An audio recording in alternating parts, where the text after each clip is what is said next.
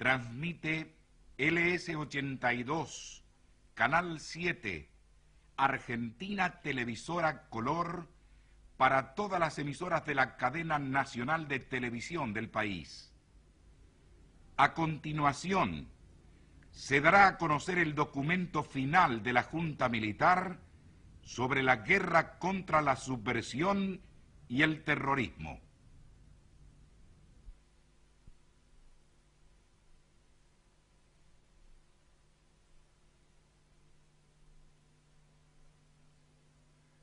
La Junta Militar presenta a la ciudadanía un cuadro del desarrollo de la agresión terrorista a lo largo de casi 2 décadas, y por su intermedio, las Fuerzas Armadas asumen la cuota de responsabilidad histórica que les compete frente a la nación, en el planteamiento y ejecución de las acciones en las que no se agotan las responsabilidades que frente a la República pudieran corresponder a otros estamentos, sectores e instituciones.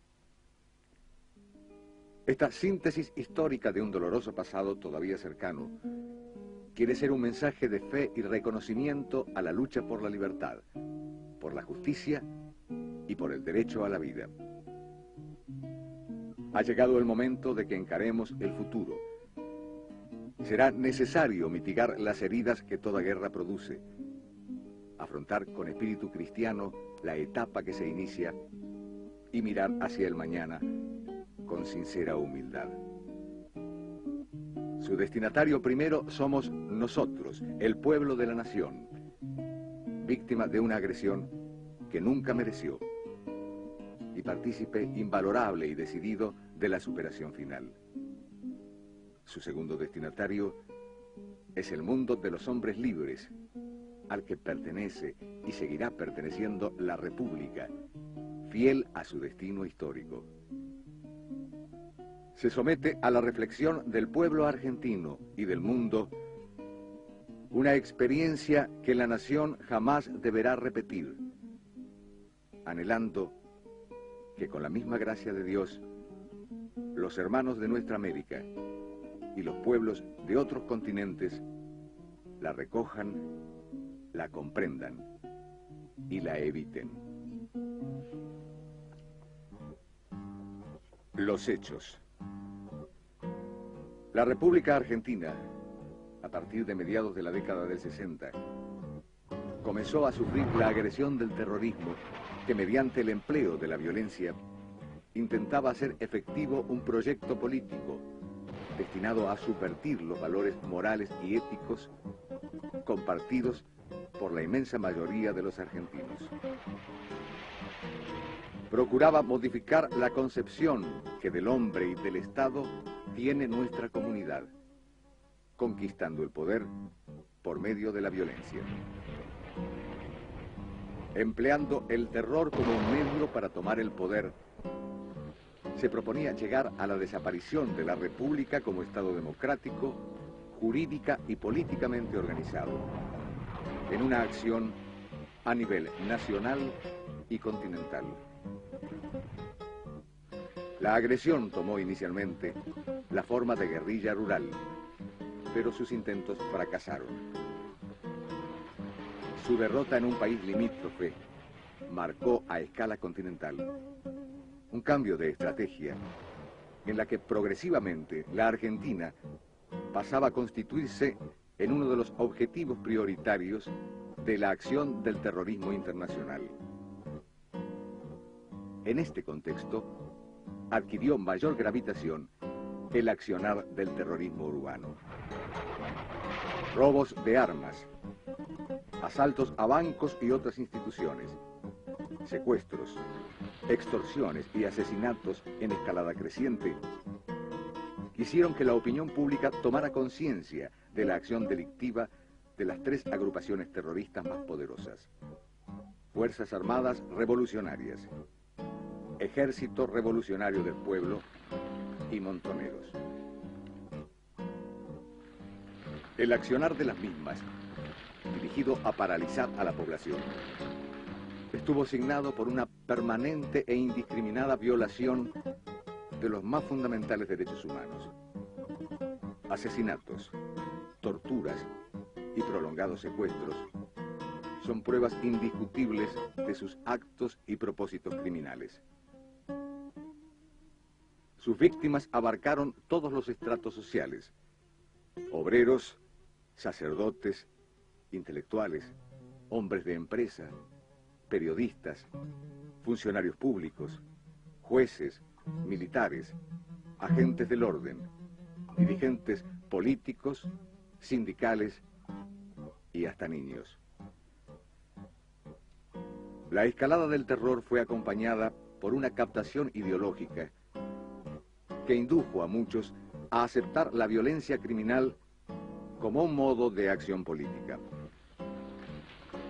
Las bandas terroristas continuaron su organización y llegaron en su apogeo a reclutar miles de personas a las que instruyeron en el manejo de las armas.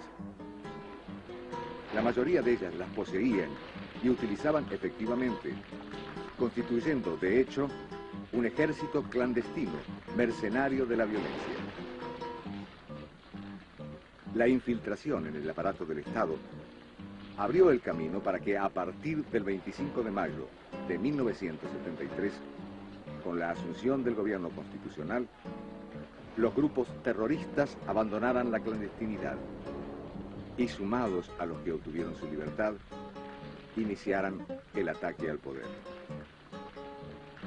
Miembros activos y simpatizantes decididos de las organizaciones terroristas ocuparon posiciones relevantes en el Gabinete Nacional y en los gobiernos provinciales, en el Congreso Nacional, en las legislaturas provinciales y en el Poder Judicial. Ni las organizaciones religiosas ni las fuerzas legales estuvieron a cubierto de esta infiltración. La nación estaba en guerra. Una prueba de ello fueron los enfrentamientos entre grupos antagónicos registrados en la localidad de Ezeiza el 20 de junio de 1973, que generaron una verdadera masacre, con un saldo lamentable de muertos y heridos, cuya identidad y número total el gobierno de entonces nunca pudo llegar a determinar ni a esclarecer.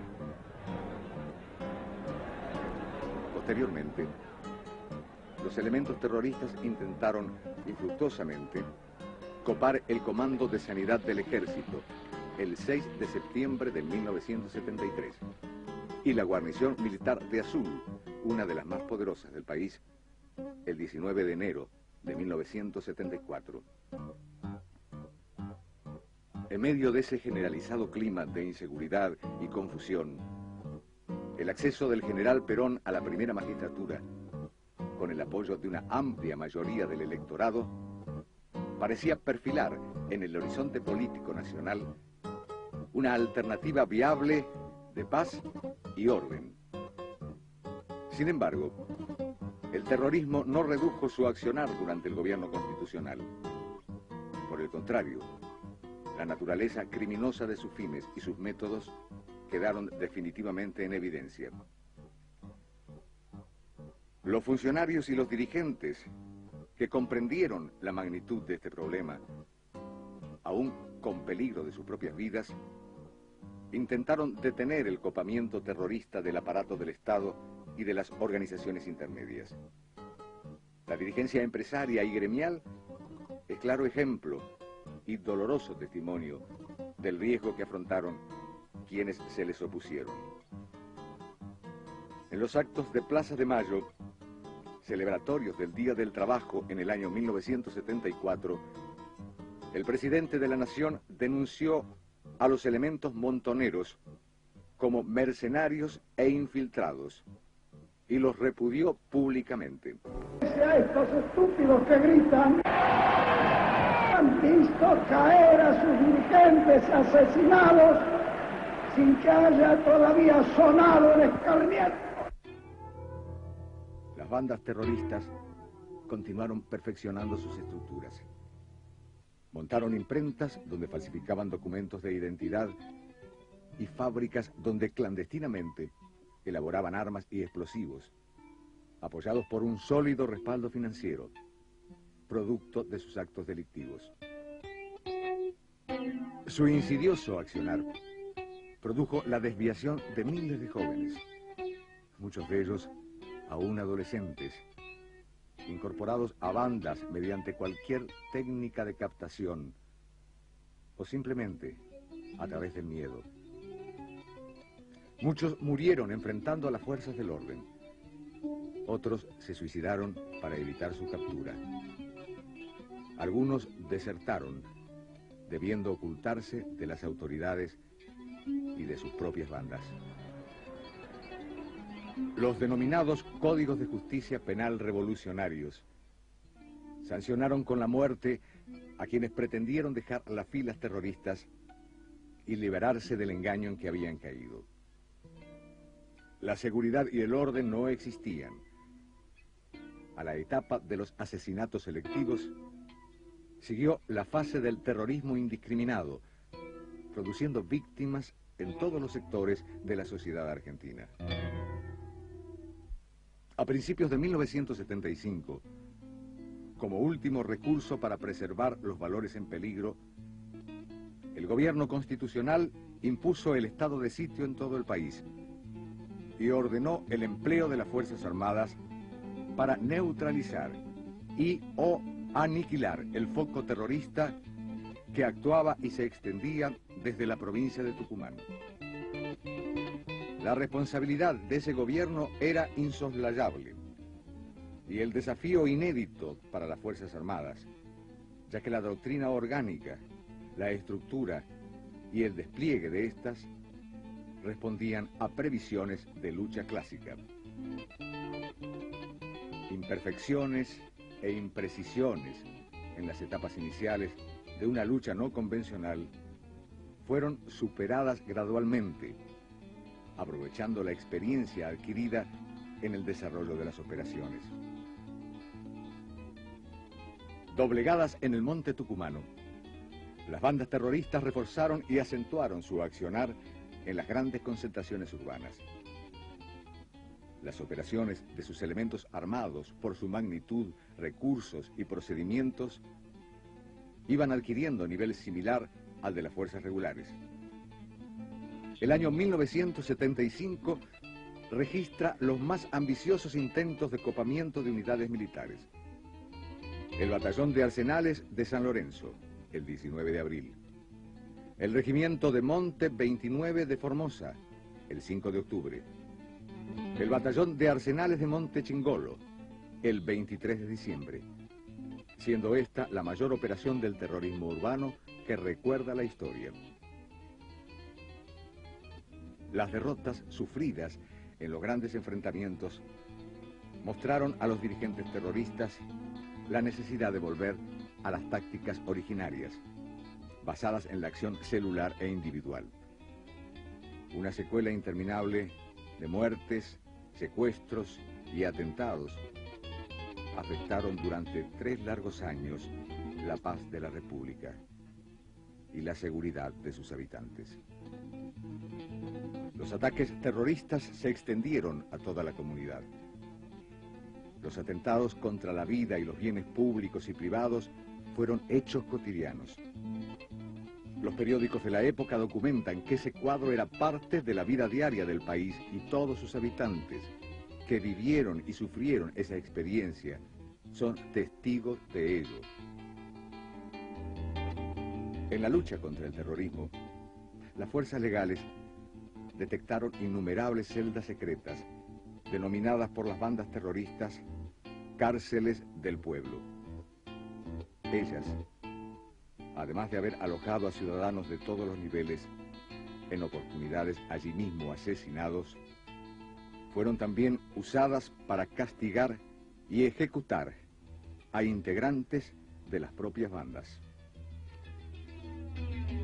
Para tener una clara idea de la magnitud del accionar terrorista por medio de las cifras, merece destacarse que en el año 1974 se registraron 21 intentos de copamiento de unidades de las fuerzas legales, 466 atentados con artefactos explosivos y 16 robos de sumas importantes de dinero. 117 personas fueron secuestradas y 110 fueron asesinadas. El año 1976 marcaba la máxima escalada de la violencia. Los secuestros llegaron a 600 y los asesinatos a 646, con un promedio de 2 víctimas diarias del terrorismo. Se registraron 4.150 acciones terroristas entre copamiento de localidades, acciones de propaganda armada, intimidaciones extorsivas y atentados con explosivos. Un examen de la crónica periodística correspondiente a los años 1973 al 79 informa que en ese lapso, en 742 enfrentamientos, resultaron muertas 2.050 personas, cifra que no incluye las bajas sufridas por las fuerzas legales. Entre 1969 y 1979 se registraron 21.642 hechos terroristas. Esta cifra guarda relación con la magnitud de la estructura subversiva, que llegó a contar en su apogeo con 25.000 adherentes, de los cuales 15.000 fueron combatientes, es decir, individuos técnicamente capacitados e ideológicamente fanatizados para matar. La naturaleza y características propias de esta forma de ataque, sorpresivo, sistemático y permanente, obligaron a adoptar procedimientos inéditos en la guerra afrontada.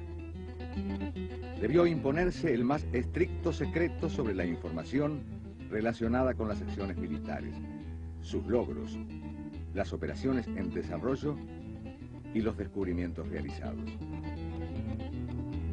Se tornaba imprescindible no alertar al adversario, no descubrir las propias intenciones, recuperando la iniciativa y sorpresa en las acciones, hasta ese momento en manos del oponente. Durante todas estas operaciones, fue prácticamente imposible establecer con precisión las bajas totales sufridas por las bandas de delincuentes terroristas y la identidad de sus componentes. Incluso cuando sus cadáveres quedaron en el lugar de los episodios, dado que actuaban bajo nombres falsos y con apodos conocidos como nombres de guerra, y porque su estructura celular, modo de operar y compartimentación de sus acciones imposibilitaron disponer de un programa más completo de los acontecimientos. Los esfuerzos realizados por las Fuerzas Armadas de Seguridad y policiales para restablecer la paz y el orden arrojaron resultados progresivos. La agresión terrorista fue cediendo y la sociedad argentina comenzó a recuperar el espacio perdido en cuanto a paz y seguridad. Los jefes de las bandas terroristas y varios de sus seguidores comenzaron a dejar el territorio nacional al vislumbrar su derrota, abandonando en el país a muchos de sus integrantes y protegiendo en otros casos su ida a la clandestinidad. Fue culminando así una dolorosa y dura etapa en la que la victoria finalmente alcanzada posee un contenido coincidente con el propio significado de la derrota de los violentos. Ello fue así porque la sociedad argentina se mantuvo fiel a sus tradiciones, leal a su conciencia y firme en su decisión. Para cada uno de los sectores sociales, la subversión elaboró y puso en marcha diversas metodologías, todas ellas convergentes al fin común de destruirlos, dominarlos o paralizarlos. Pero también fracasó al herir en sus valores más firmes a un pueblo pacífico y libre.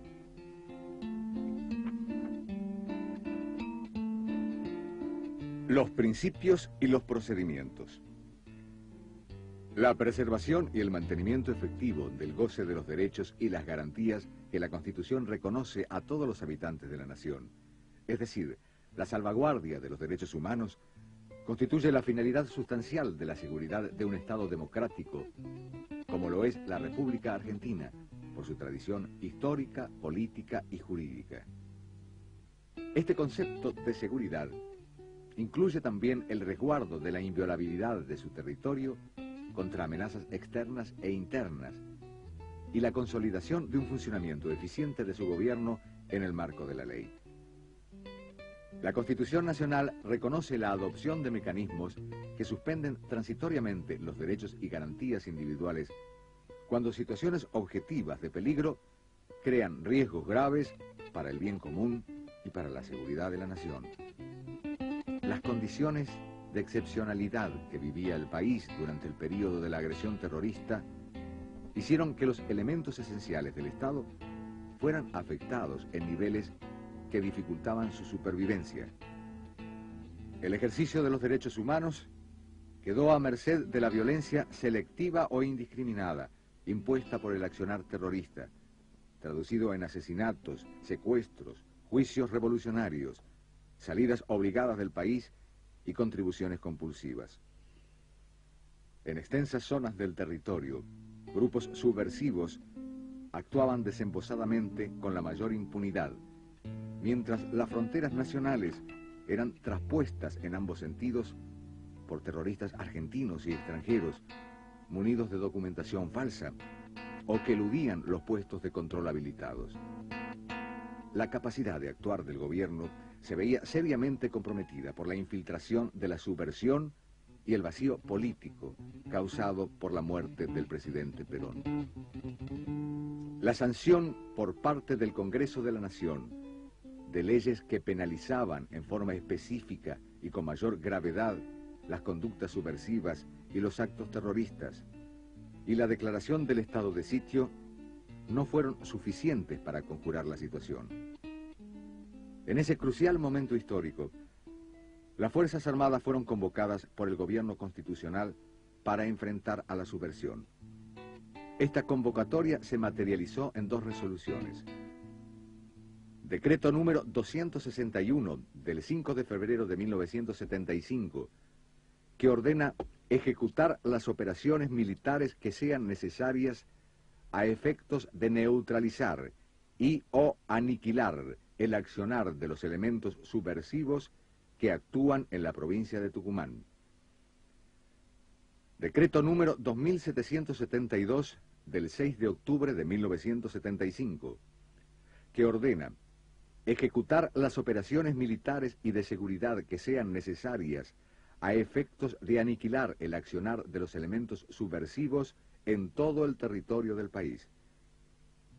El gobierno nacional, en procura del bien común, por vía de este mandato legal y por intermedio de las Fuerzas Armadas, imponía el logro del restablecimiento de los derechos de todos los habitantes y de las condiciones esenciales que deben garantizar la inviolabilidad del territorio y la convivencia social, y así facilitar la capacidad de funcionamiento del gobierno.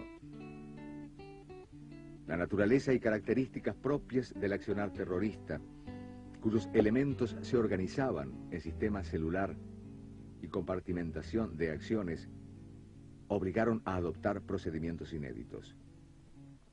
El eventual deterioro de la dimensión ética del Estado y la necesidad de salvaguardarla ante el riesgo de imputación, de adscripción a teorías totalitarias no compartidas sobre la seguridad, estuvieron también presentes en la adopción de las decisiones que materializaron el ataque frontal, definitivo y victorioso contra la subversión y el terrorismo.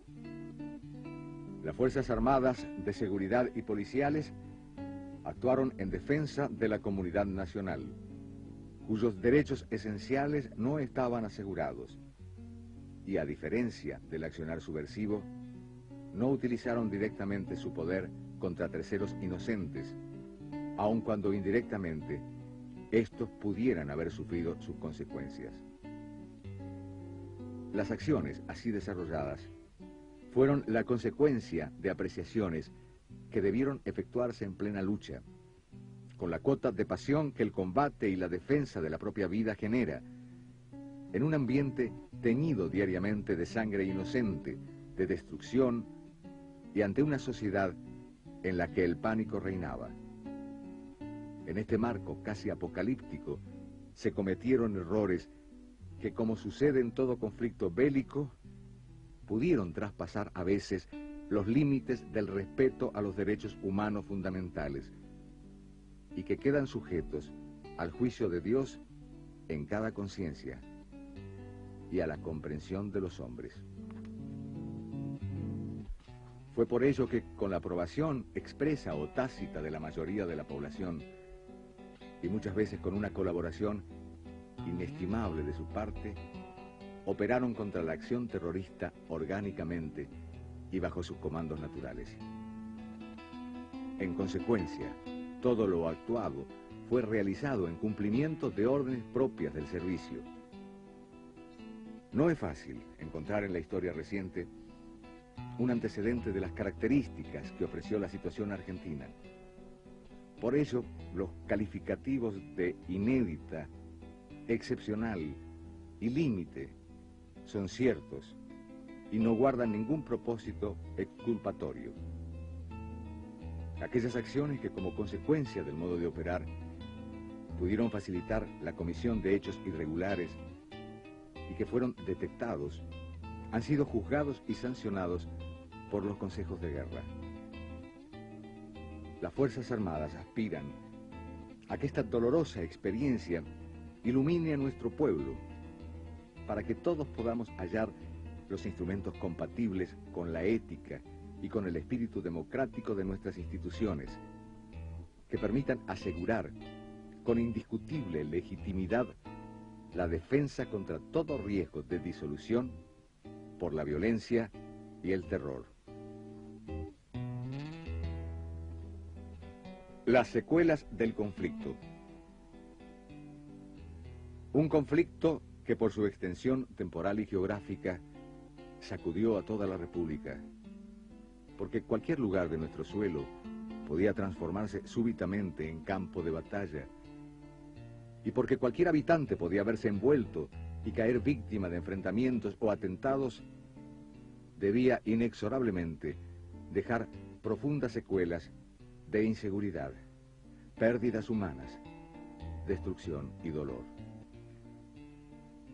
Muchos argentinos han sufrido y aún hoy padecen en respetable silencio las secuelas de una pérdida irreparable, sabiendo todo el país que no pocos de los autores materiales e ideológicos de esos asesinatos se encuentran en el exterior, gozando de una impunidad y en algunos casos de un apoyo que torna sospechosa la parcial y por lo tanto injusta preocupación que se expresa sobre una sola de las secuelas de esta peculiar guerra.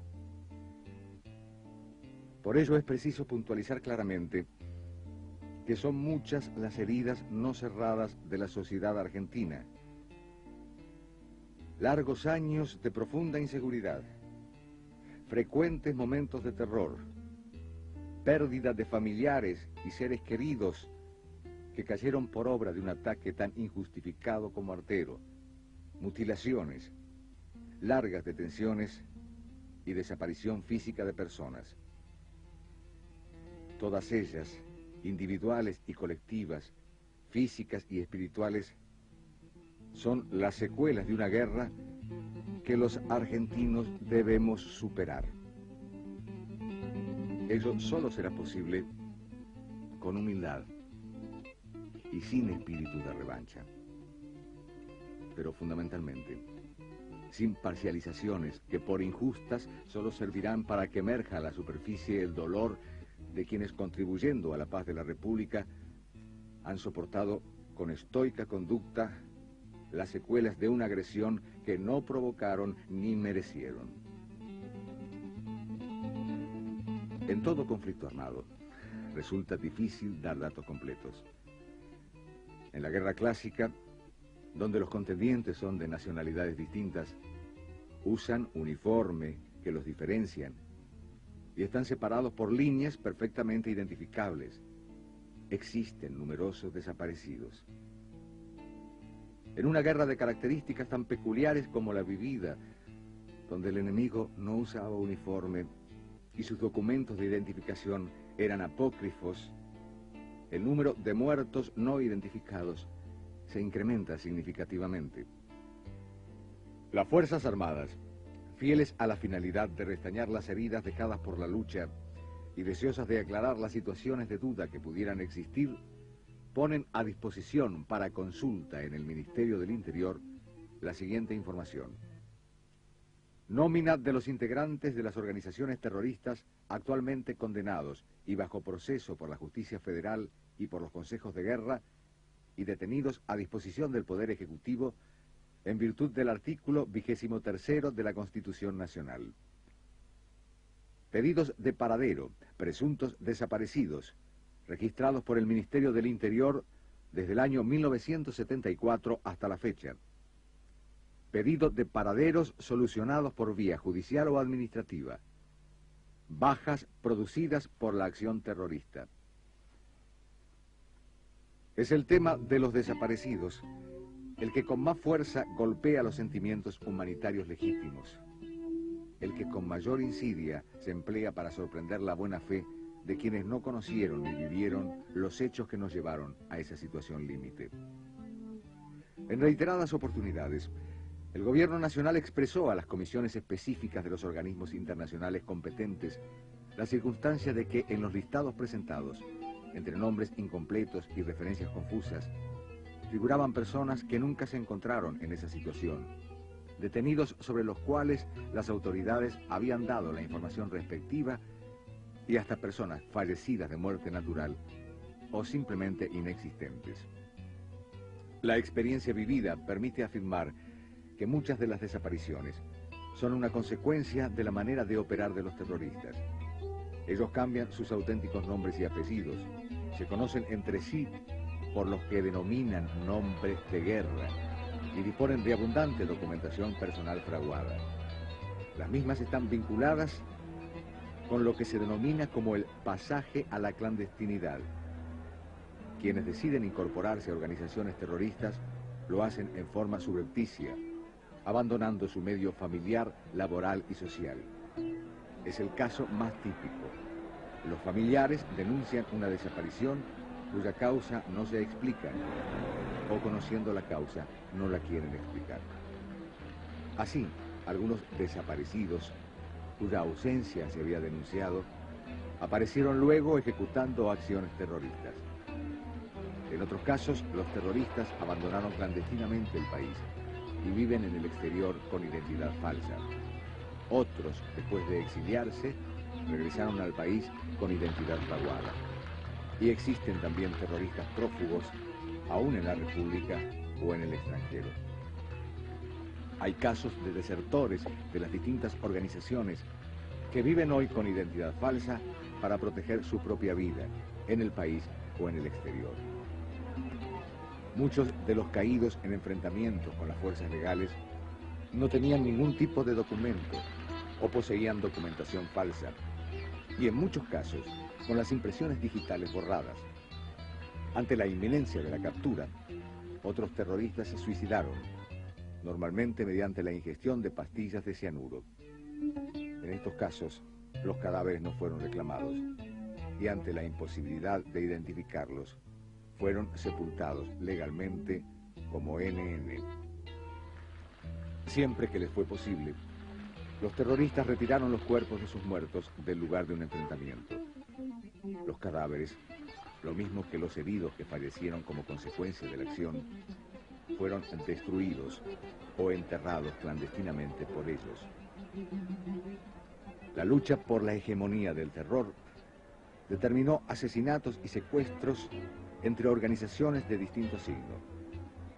El terrorismo, amparándose en un pseudo código revolucionario, hizo parodias de juicios y asesinó a aquellos de sus integrantes que defeccionaron o fracasaron en las misiones impuestas.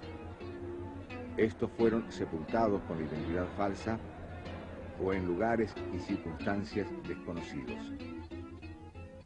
Las fuerzas legales, durante el desarrollo de la lucha, infiltraron hombres en las organizaciones terroristas.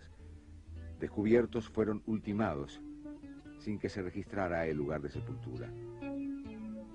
Asimismo, se han presentado casos de personas denunciadas como desaparecidas que luego aparecieron y desarrollaron una vida normal, sin que esta circunstancia hubiera sido puesta en conocimiento de las autoridades judiciales o administrativas competentes.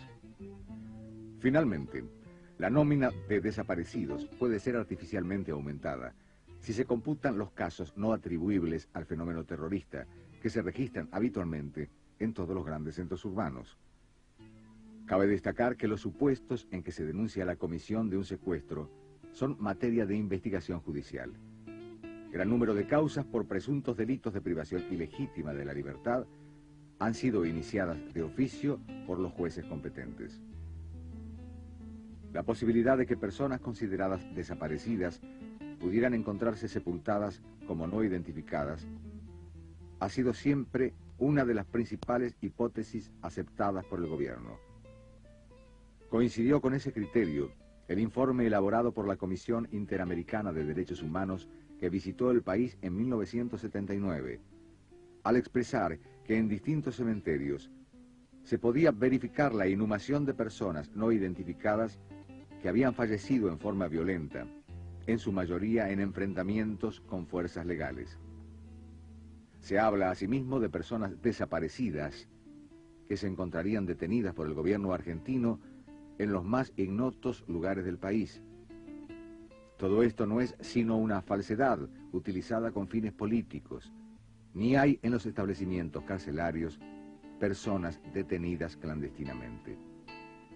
En consecuencia, debe quedar definitivamente claro que quienes figuran en nóminas de desaparecidos y que no se encuentran exiliados o en clandestinidad, a los efectos jurídicos y administrativos, se considerarán muertos, aun cuando no pueda precisarse hasta el momento la causa y oportunidad del eventual deceso, ni la ubicación de sus sepulturas. Consideraciones finales. No obstante ser el desprecio absoluto de los derechos humanos la expresión más trágica del fenómeno subversivo, el terrorismo es solo uno de los procedimientos. La agresión subversiva existe en virtud de que antes y durante su desarrollo, la ideología de la violencia se introdujo y dominó la educación y la cultura, el sector del trabajo, las estructuras de la economía, y hasta llegó a entronizarse en agrupaciones políticas y en el aparato del Estado. La victoria obtenida a tan alto precio contó con el consenso de la ciudadanía, que comprendió el complejo fenómeno de la subversión y expresó, a través de sus dirigentes, su repudio a la violencia. De esta actitud de la población se desprende con claridad que el deseo de la nación toda es poner punto final a un periodo doloroso de nuestra historia, para iniciar, en unión y libertad, la definitiva institucionalización constitucional de la República. Para lograr éxito en este camino, es imprescindible que tengamos el equilibrio suficiente para comprender lo acaecido, sin olvidar las circunstancias que nos llevaron al borde mismo de la disgregación, como así tampoco las responsabilidades que por acción u omisión les correspondieron a los distintos sectores de la comunidad, a fin de no recorrer otra vez ese doloroso camino que no queremos volver a transitar. Quienes dieron su vida para combatir el flagelo terrorista merecen el eterno homenaje de respeto y agradecimiento. Quienes supieron sostener los principios de un estilo de vida sustentado en el respeto a los derechos fundamentales de las personas y en los valores de la libertad, la paz y la democracia, arriesgando su seguridad personal y la de su familia, cuales fueron dirigentes políticos, sacerdotes, empresarios, sindicalistas, magistrados o simples ciudadanos, merecen el reconocimiento de la comunidad. Quienes han puesto su inteligencia, buena voluntad, solidaridad y piedad, ofreciendo todo el peso de su entrega al servicio de la reconciliación de la familia argentina, son dignos de reconocimiento y respeto.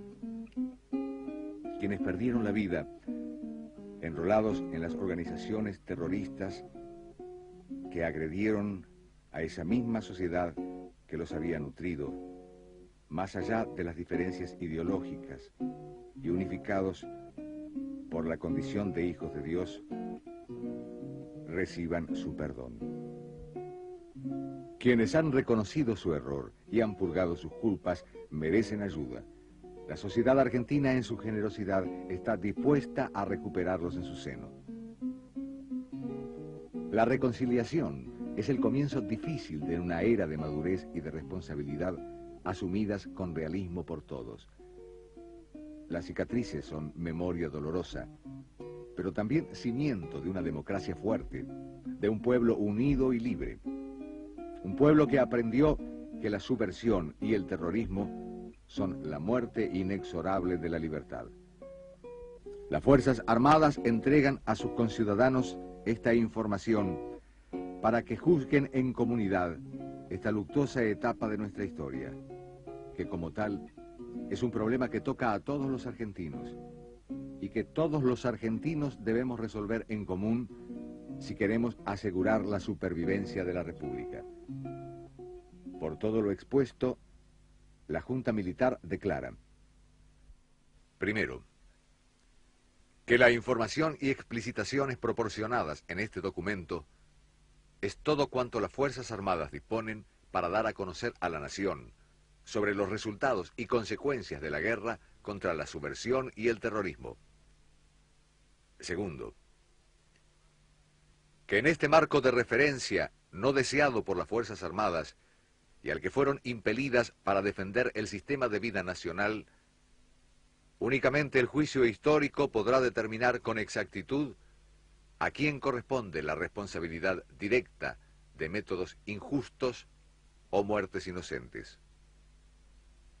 Tercero, que el accionar de los integrantes de las Fuerzas Armadas en las operaciones realizadas con la guerra librada constituyeron actos de servicio. Cuarto, que las Fuerzas Armadas actuaron y lo harán toda vez que sea necesario en cumplimiento de un mandato emergente del Gobierno Nacional, aprovechando toda la experiencia recogida en esta circunstancia dolorosa de la vida nacional.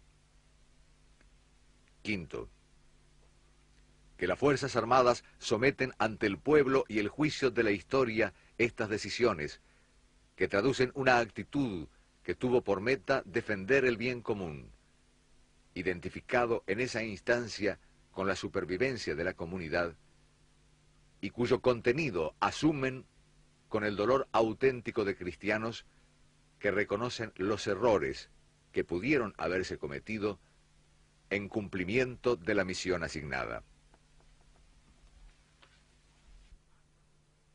Ha transmitido LS82, Canal 7, Argentina Televisora Color, para todas las emisoras que integran la cadena nacional de televisión del país, las que a partir de este momento continuarán la difusión de sus respectivos programas.